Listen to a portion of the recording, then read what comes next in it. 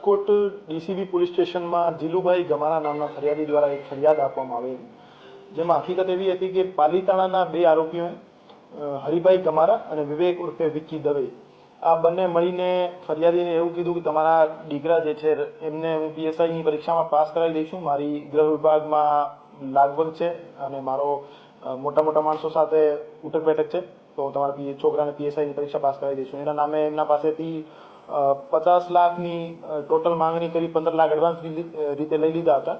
પછી પીએસઆઈમાં એની છોકરાનો નંબર નહીં આવતા ફરિયાદીએ પૈસા પરત માંગ્યા, તો એને 14 લાખ પરત કરી ફરી એમને થોડા દિવસ પછી ફોન કર્યો કે ડાયરેક્ટ ડીએસપીમાં ઓર્ડર કરાવી દઈશું અને ડીએસપીમાં ઓર્ડર કરાવવાના 2.36 કરોડ ટોટલ થશે.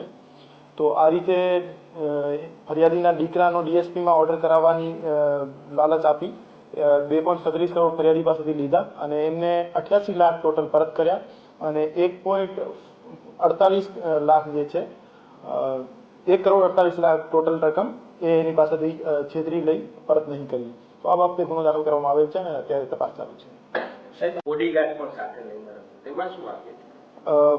એવું જાણવા મળ્યું છે કે ફરિયાદી અમને જે રીતે જણાવ્યું કે આરોપી પોતાના આઈપીએસ નહીં બટ એક મોટો બિઝનેસમેન અને એક સરકારી વિભાગોમાં લાગવગ વાળો માણસ રીતે પોતાની ઓળખ આપતો હતો અને બાઉન્સર્સ પોતાની સાથે લઈને ફરતો હતો અને મોટા મોટા માણસો સાથે એમની સેલ્ફીઓ દેખાડતો હતો. આ રીતે માણસોને છેતરવા માટે જ આ એમનું પ્રપંચ હતું. એક મોટી કેશ રકમનો લેવડ દેવડ થઈ છે, તો આ બાબતે ઇન્કમટેક્સને ઇન્વેસ્ટિગેશન દરમિયાન લૂપમાં લેવામાં આવશે કે ફરિયાદી પાસેથી એટલી કેશ.